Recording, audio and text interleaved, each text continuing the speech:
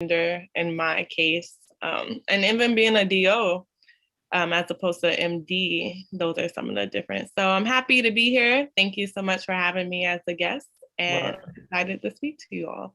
you had a triple threat. You had your age, you had your race, and you had the fact that you were a female, right? Were you hit? Were all three of those? Yes, and being a DO, so quadruple. So how did you deal with it? um, I think one of the big things is I definitely have a lot of confidence, not in an arrogant way. I don't compare myself to other people. It's really just running my own race. But just knowing that there's nothing wrong with being young. There's nothing wrong with being Black or a woman or a DO. And so I just have a lot of confidence in knowing that even though people associate me with those labels and whatever prejudices or discrimination that they have are more of their issues than they are my issues to uphold, because I know that those four things don't make me any different or bad as a doctor. I guess as a medical student at that time, it's more about the work that I do, the knowledge that I can bring, and the service that I can provide. Those are the things that actually matter. And so just giving my attention more to those things. Now you were featured in Blavity and also Atlanta Magazine. I just want to show everybody who's watching online your screenshot. Your Dr. Rocks, this is your website at drashleyroxanne.com. And you can go to that website and find out more about her. So we'd love to hear some of the things. Tell us a little bit more about some of the things in the background you share with us, your short bio that I read, about the training programs that you're heading up and the kind of patients you see. Yes. So I currently am in Atlanta. I love Atlanta. I went to high school here for a couple of years before moving as a military kid. I did my medical school training here. And so now I'm here doing my residency. And I love Morehouse because of what they represent as far as like always searching to be leaders in health equity and healthcare advancement, whether that be that we already had a telemedicine center before COVID hit. I think that speaks widely to the fact that they believe in integration of media, something that I'm very passionate about as well. The fact that they now have a partnership in which they're expanding to more rural and underserved areas across the country. They're building 5 new satellite programs. And then being a part of that process, right now we are, selecting major different positions at the institution that will be coming out in the next 3 or so months. And being part of that process is exciting because these are the people who will change Morehouse School of Medicine. So overall, just knowing that I'm able to impact the underserved here in Atlanta, people who, for the most part, look like me, but of course, servicing all populations. And knowing that we work a lot of our rotations, especially first year at Grady Memorial Hospital, which is considered in Georgia a safety net hospital, basically meaning that for those who don't have access to care, whether that's through insurance or other things, especially Fulton County residents, we work there as residents in training.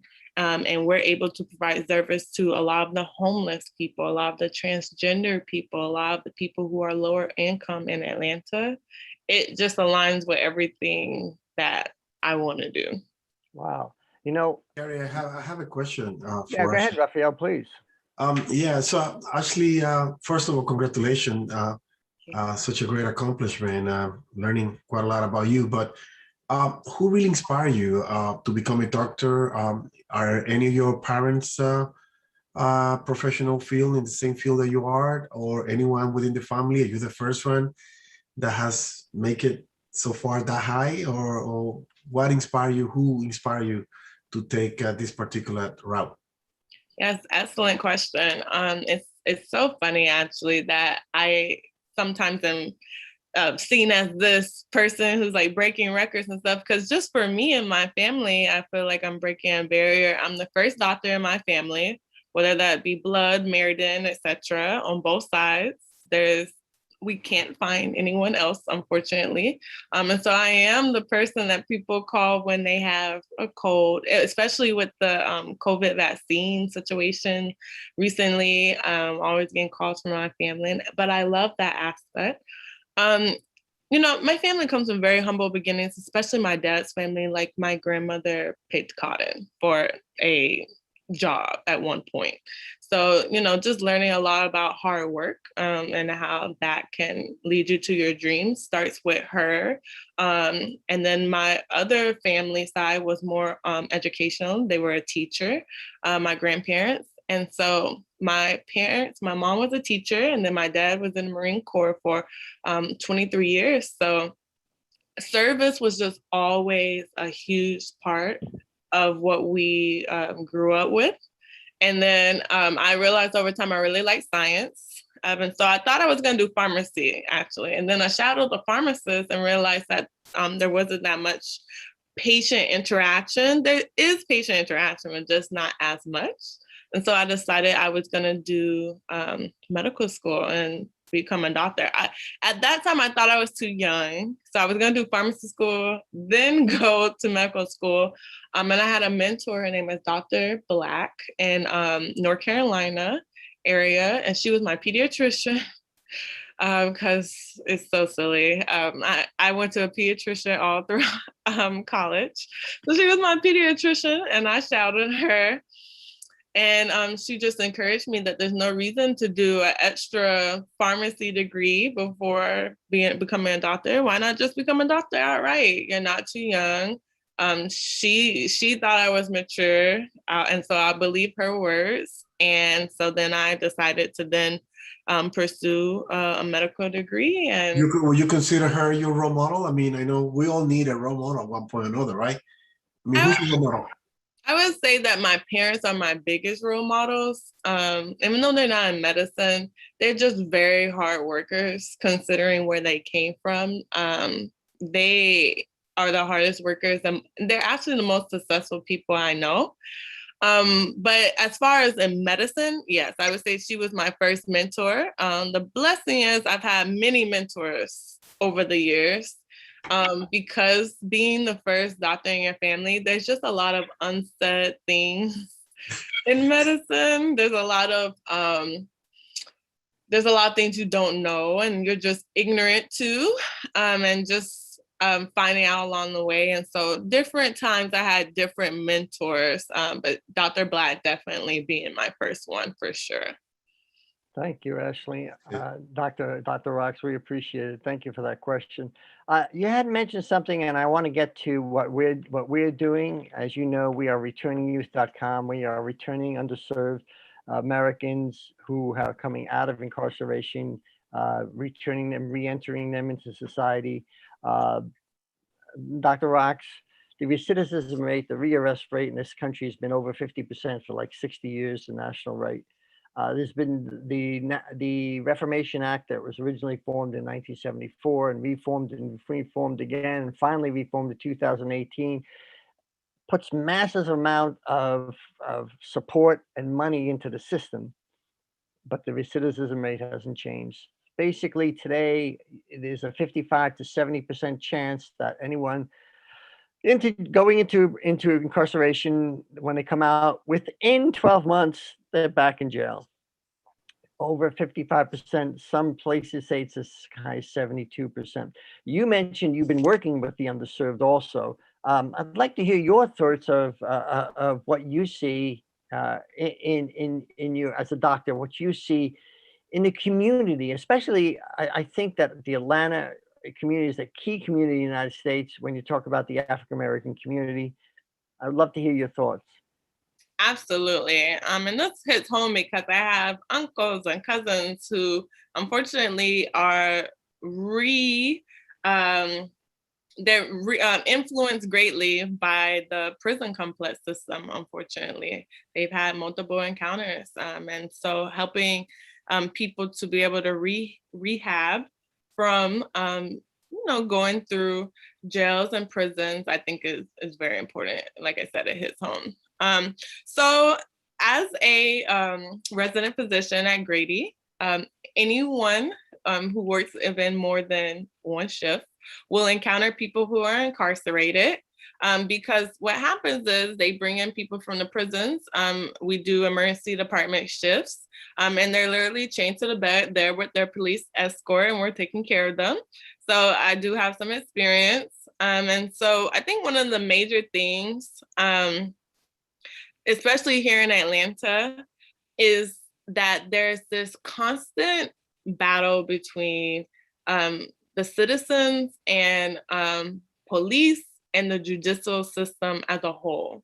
And I think this goes far back from like prejudices in the past. Of course, we know that for people who are minorities, when they do studies and they look at whether or not people fear even children, starting at an age, because I'm family medicine, so I see pediatric children as well, starting at an age of about 4 years old, Black male children begin to be seen as dangerous on surveys from other communities. That's very telling.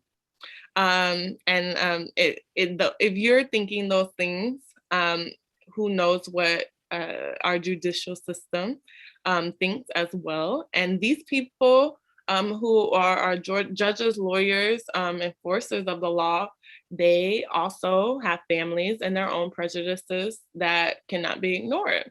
And so in medicine, it's not atypical as well. There's multiple studies that have been coming around talking about how there's racism in medicine, and how when they survey medical school students to this day, like within the last 5 years, studies show that they think that Black people experience less pain than their other counterparts. That's telling as well as with treatment. And so who knows what people think about people who are Black and incarcerated and present to the hospital or to clinics. Even though I do think it is very important, something that I actually want to really emphasize, that if you are someone who has been previously incarcerated, find a doctor that you trust and make sure you tell them that. Because there are actually certain studies, certain screening tests that we should order for someone who has been incarcerated, because we know that there's higher rates in the prison system, and that's just so we can get you the best treatment. And like I said, that's why you do it with someone that you trust, so you know that the reason why I'm telling them about my past experience is not because they will judge me, but rather so they can give me the best healthcare possible and not miss something that maybe someone else who has not been incarcerated would not routinely order, not only saving you money, for labs and things of that such, but also if you did have that issue, we can treat it. That's what's very important. So then, I mean, what have you seen in terms of the racist tendencies in the medical system as to whether the full test panels are ordered for the minorities as they should? Or are there some panels that are not ordered because they are minorities? Is there systemic racism based on these things? That's a good question. Yeah, that's a good question. I think my simple answer is yes, but my more complex answer is it's very individualized. So for example, people who are Black are not a monolith, right? There are people who are immigrants to this country. My boyfriend is Nigerian. He's also in medicine, and their family is different than my family, who is what I call slave derived. I'm the descendants of slaves, right? And that's different than someone who is Nigerian and who has immigrated here. One of my good friends is Jamaican. She immigrated here for her training. And so their experiences are different, right? And so I actually think that we need to do more studies to find those differences, because genetically, there are more differences between our cultural groups than there are between races. So a white person who also was raised in Alabama, who also lived next to the chemical plant, who also raised pigs or whichever, as my family might have done, right? They have a more similar environment, genetics, because as they're affected by their environment from the chemicals and such, than someone who immigrated from this country but also identifies as Black. That's what I'm saying. Right. And a lot of studies, unfortunately, just don't have the numbers to see the differences between those groups. And so that's like a background thing. In order for me to then say, because of that, there are actually certain panels that I think are over-ordered on Black people that may not be ordered on our white counterparts, whether that be obesity panels, whether that be diabetic panels. And that's just because historically the rates have been higher in Black Americans, which we know is from systemic racism and food deserts and how we, section off our lands way back during, more racist times. But it still upholds like the health equity is different between groups. And so who's to say that a white person might not also have a higher rate of diabetes? It's, right. It's possible due to their genetics. Right. And so I think that I would say, yes, there are things that are missed. For example, I just heard of a case this week of a Black male who had on a Santa shirt, maybe, and it said "Gangster Santa." Right. And he was denied surgery from a surgeon because the surgeon said that he felt the youth was related in gang violent activity or something like that. It was blatant discrimination. You could probably search for the story online, Gangster Santa. The Santa gang. So now let me just ask a question. So how do we go forward handling these type of things, even in the healthcare system, where the person is deciding whether you live or whether you die?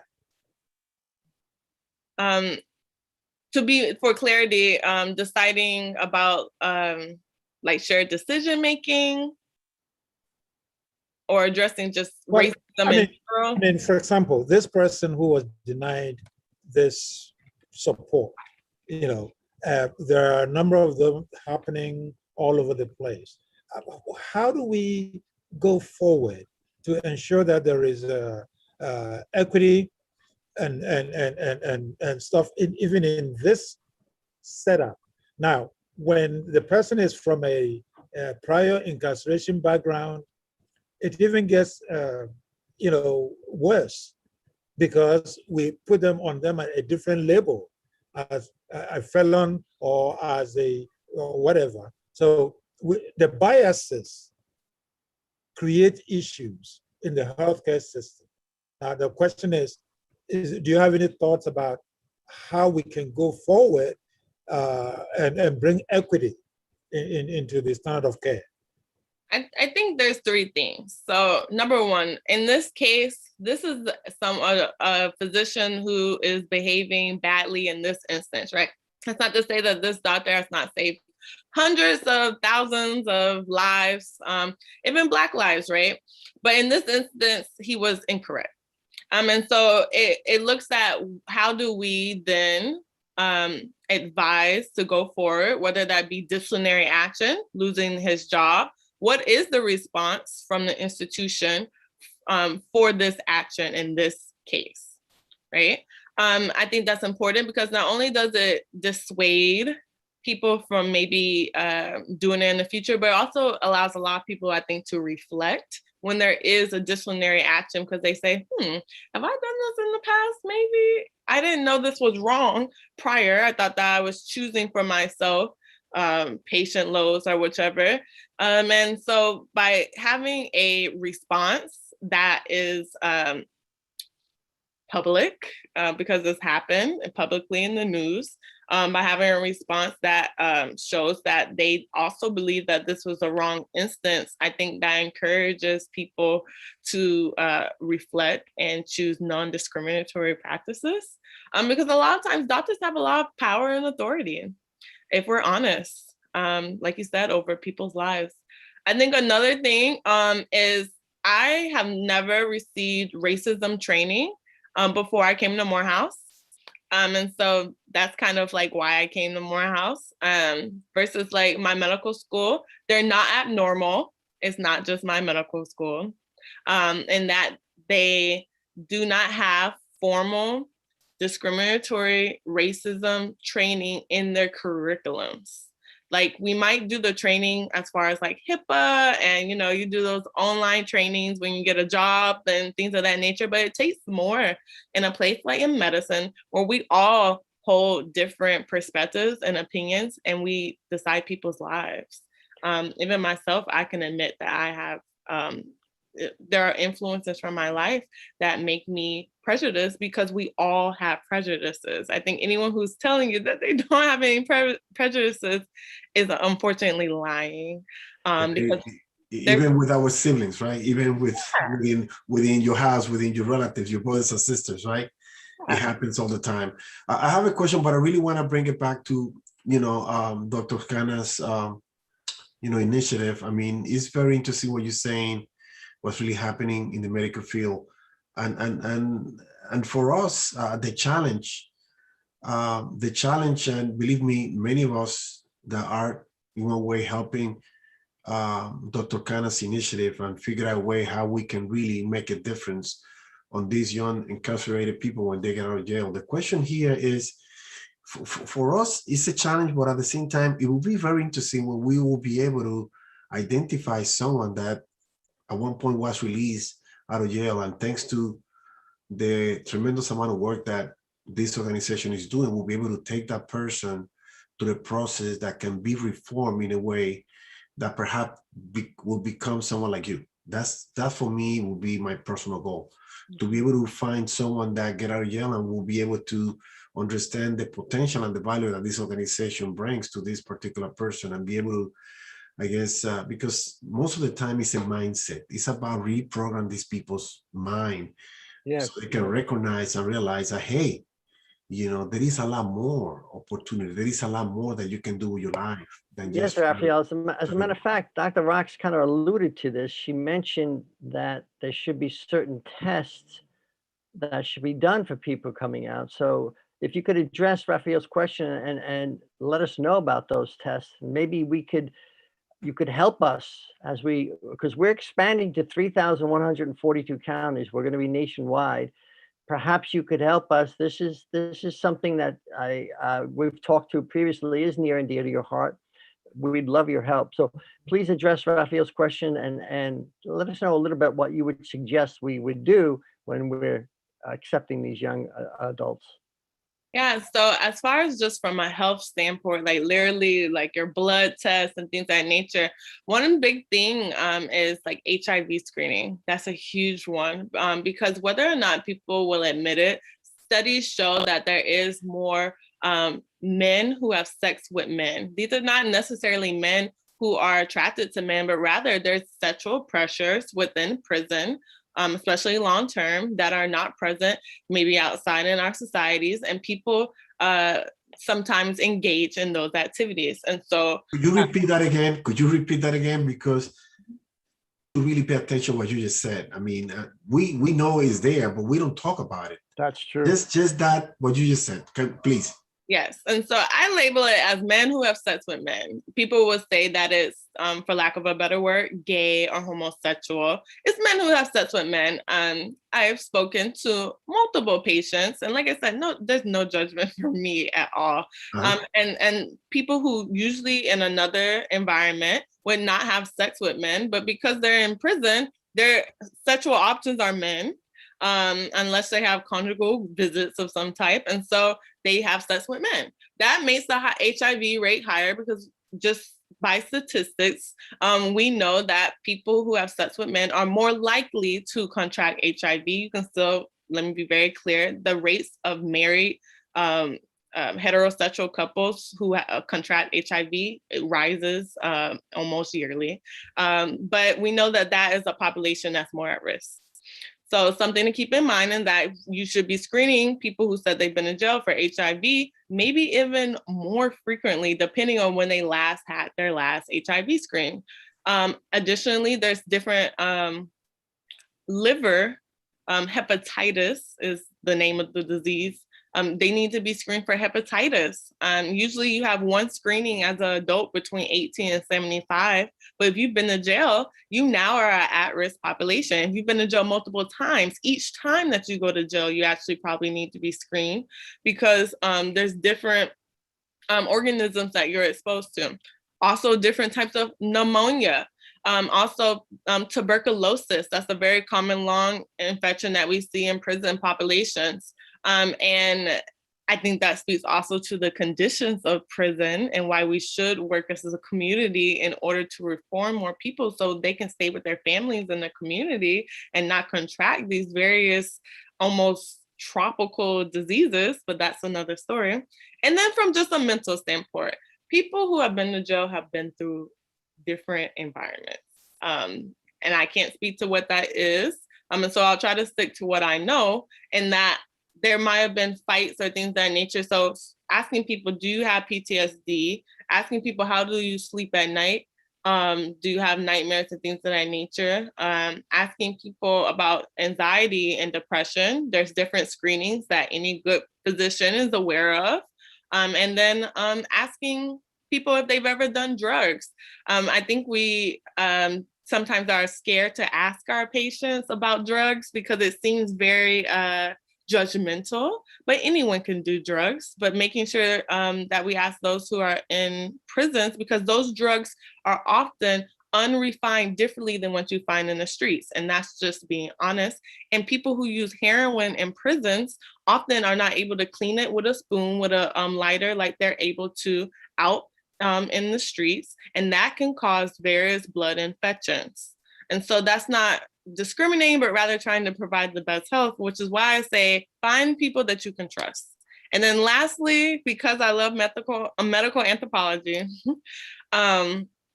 there's something called labeling theory and anthropology, which basically says if you tell someone that you're a criminal, tell someone that you're going to jail because you're bad and you deserve this and you're awful, they're more likely than to act with criminal behavior. But if you tell someone, just telling them, literally giving them this label that you're capable, that you can do it, that you're a wonderful person at whatever different trade or craft or educational thing that they want to do, that could solidify their future and really be impacting. So I think we have to stop telling people that you're just a criminal, right?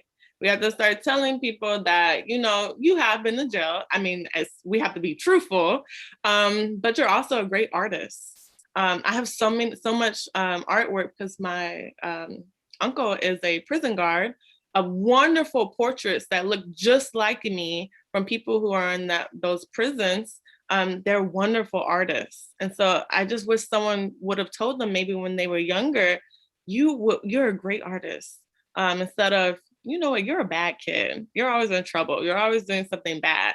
It's like, hey, with the time that you're doing these things, right? Still being honest. That's really true. Actually, in business school, there was a study done years ago where they had, I think it was something like 100 students going into different companies. I think it was IBM. And it was just a study where they took randomly 50 of them. And when they went to the hiring manager, they said, well, this particular individual is, we're letting him or her in, but they got on the bottom of the barrel. And then the other 50, they said, oh, these are one of the top people in the graduating class. And it was like almost 100% of the time, that prejudice, that labeling theory came through. So go ahead, Clem. So Dr. Rox, I just want you to understand that we look at you as an excellent role model we look at you, we give you accolades for what you've achieved, and what you've done opens the eyes of the general population to see that the triple threat that was against you, Black, young, female, it's not something that should be a label on you. Same way, we look at those coming from incarceration, we don't want to have the society look at them as ex-convicts or felon.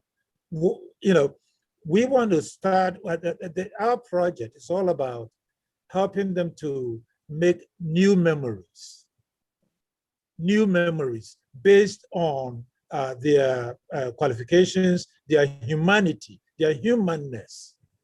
And this project, Dr. Khanna's project, is a way for us to bring equality and equity into the populations. Okay, so having said that, one of the things that we are always conscious about is how do we make them dream and how do we make them realize those dreams? I'm very grateful that Raphael is with us here, because in making the dreams, a lot of times it's all about being able to establish something, being able to create something, being able to say that I've done this, I've done that. And we are looking at the business angle to help them say that they've done something, rather than saying that, well, I was in jail, I was a bad kid. No, we want them to forget that. We want them to start with new dreams. So Raphael, can you tell us a little bit about that part of erasing the bad dreams and creating new memories? Well, definitely. The whole idea of creating a new dream, begins of people being able to believe in themselves. I mean, there is so much that we can do. They have to be willing to open up their mind and be able to follow a system, because what we are providing is a system that has been demonstrated multiple times that it works. The system is called franchising, pretty much. If anyone that, comes out of the jail system, what we see is that they can really start building their dream by just embracing the business opportunity that we're gonna be providing to them.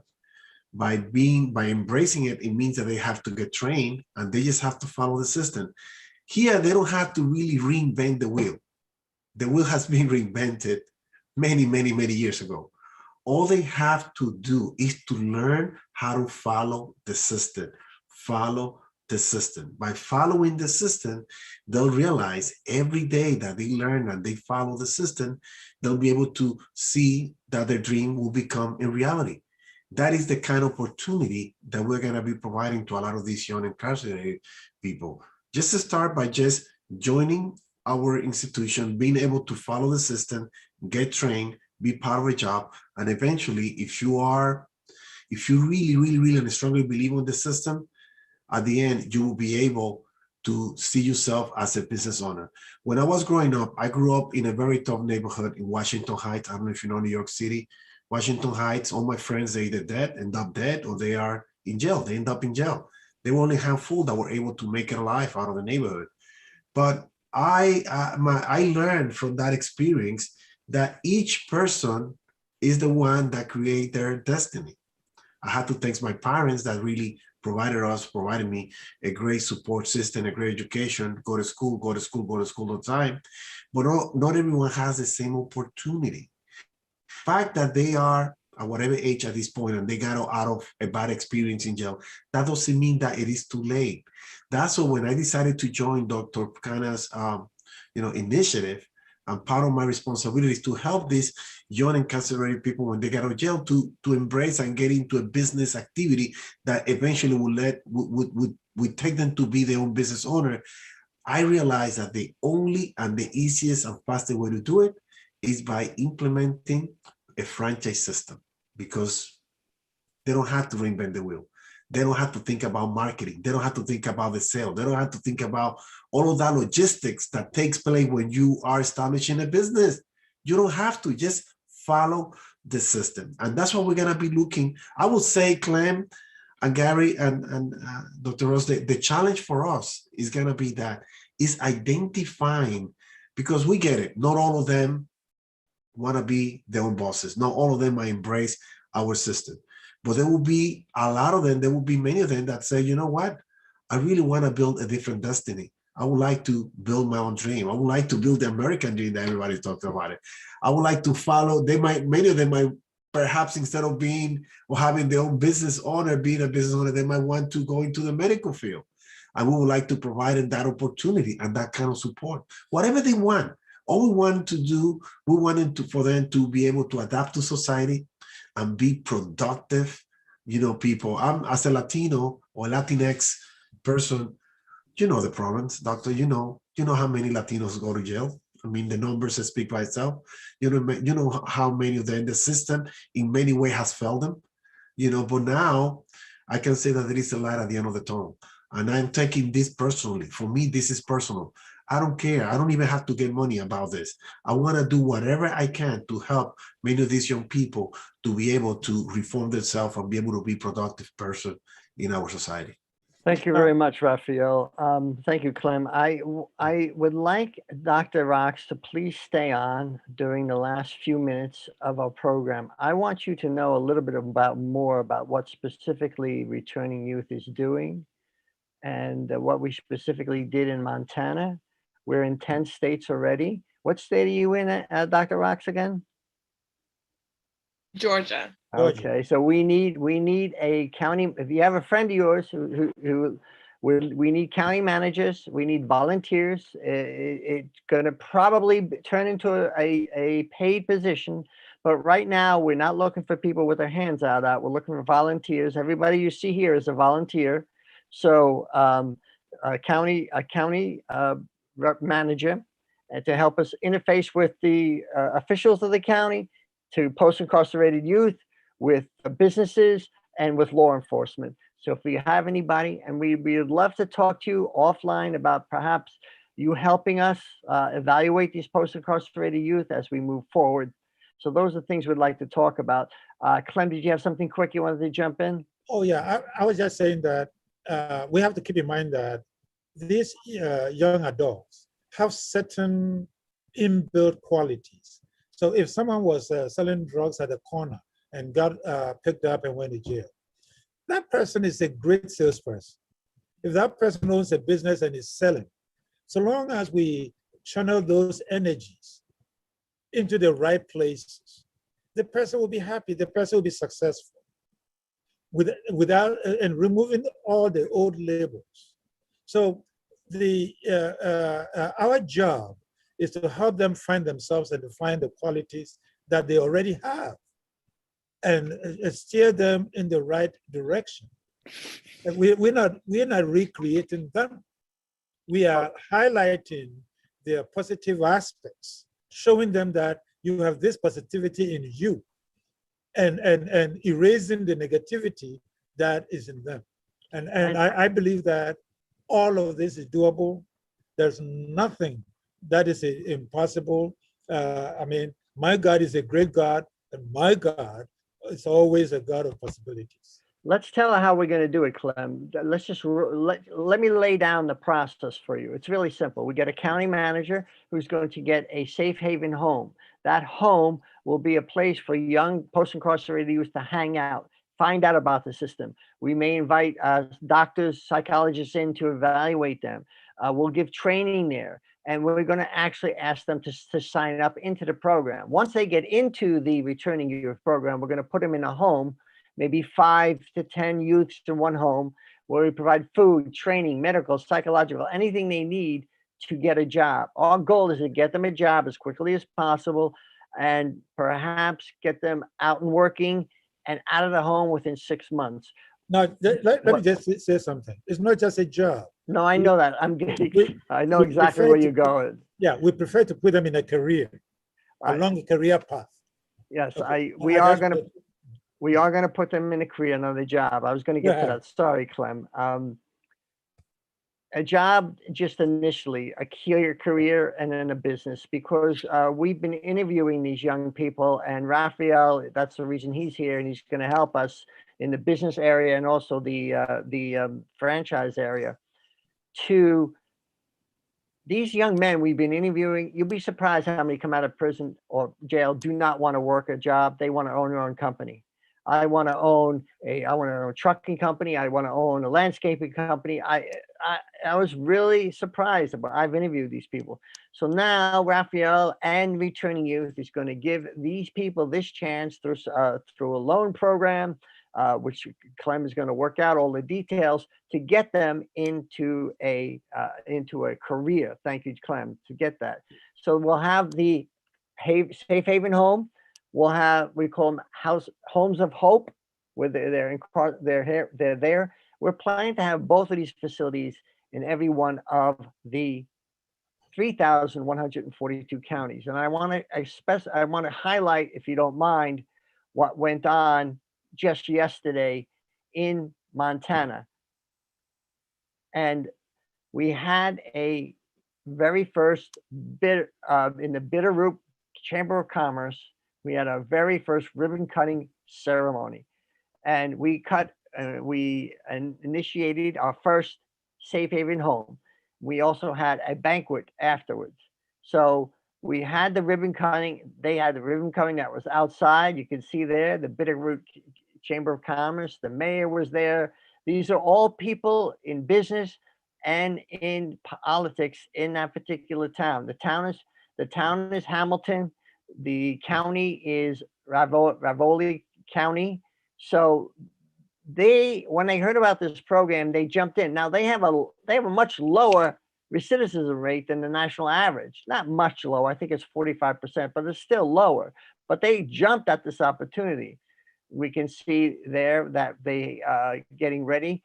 This person with his back to us is very involved in the political realm, as they're getting ready for the sign for the ribbon cutting. And I know that Raphael and Clem, you spoke, so I want to give you a chance after I show the photos. And here is actually the sign on the Safe Haven, the very first Safe Haven. We're very excited about this. And then later we had a presentation inside, and these are the officials where Dr. Khanna was speaking. I have the video, but the audio was not really good enough, so I decided just to show still pictures. So, and like I said before, we're already in 10 counties, 10 states.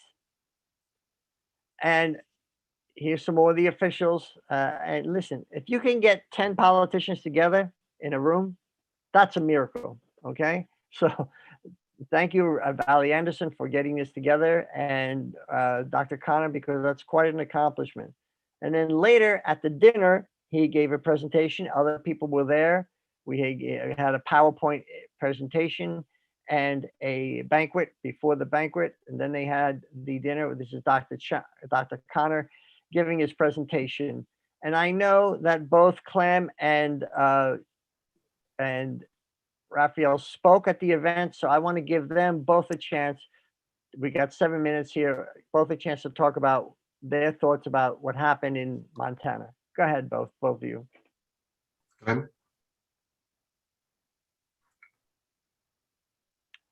Raphael, you take the lead. All right. Well, first of all, I was very, very impressed. Basically, what I said, my message was simple. I just number one, to congratulate the folks over there in Hamilton, Montana.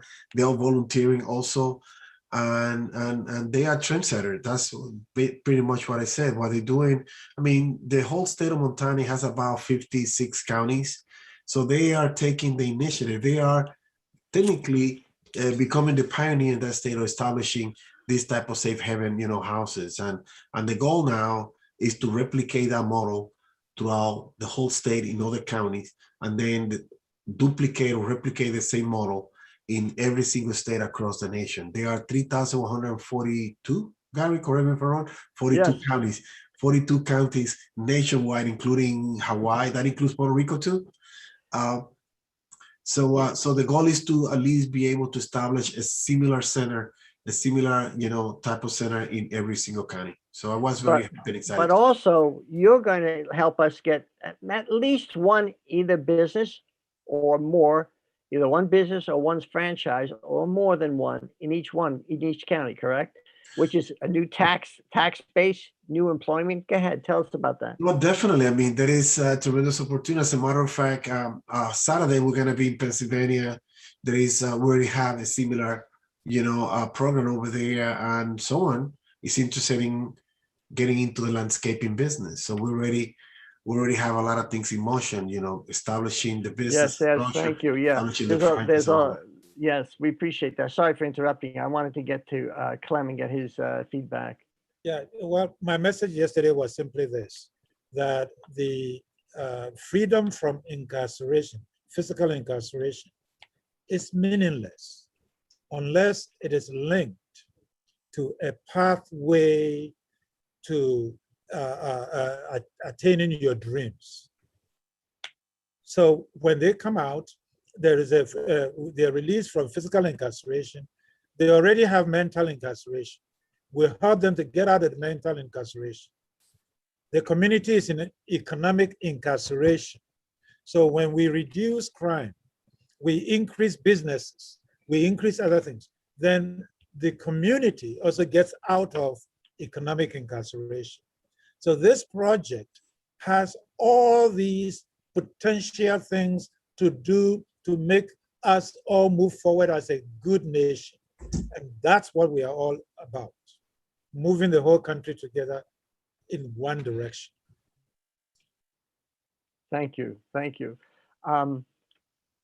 I did meet with some officials. I've met with officials in all the states, and it's not easy to do what we're doing. Most officials, they have this a feeling that the people are out there to try to take advantage of them. But we are trying to reach out to the faith-based community also, Dr. Arax, to see how they could help.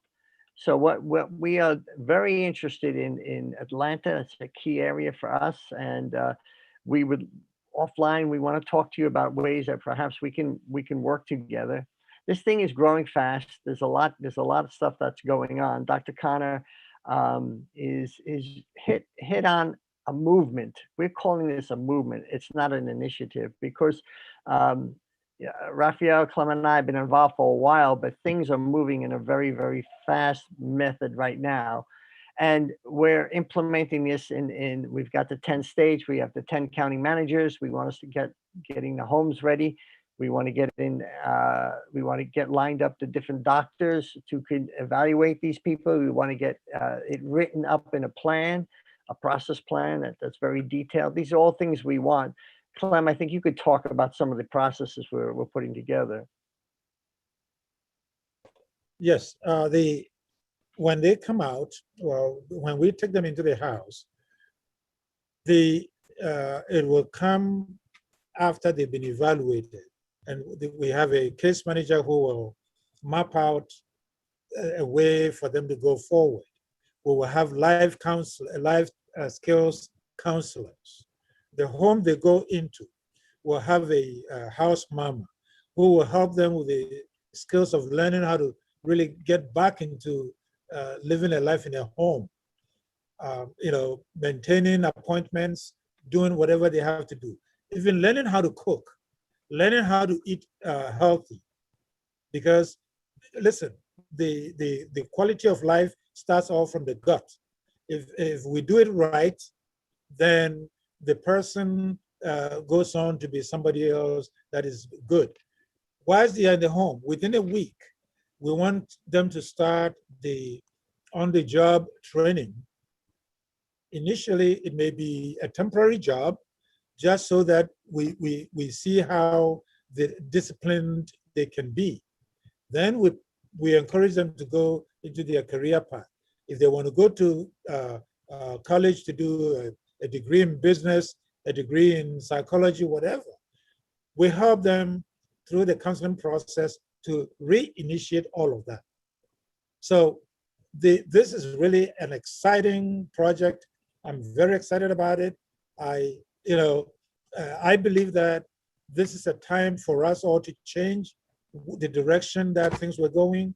We see what is happening in the society with citizens against law enforcement. We see what is happening with law enforcement against other systems. But we want to make changes. We want the whole community to make changes. Dr. Khanna cannot do this by himself. We cannot do this sitting in one place. So we need every county, everybody to be part of it. Clem, I just wonder, we got 10 seconds. Please go to returningyouth.com. Thank you, Clem. Returningyouth.com. We're on the air every Friday. Join us there. We thank you. Returningyouth.com. Thank you. Thank you.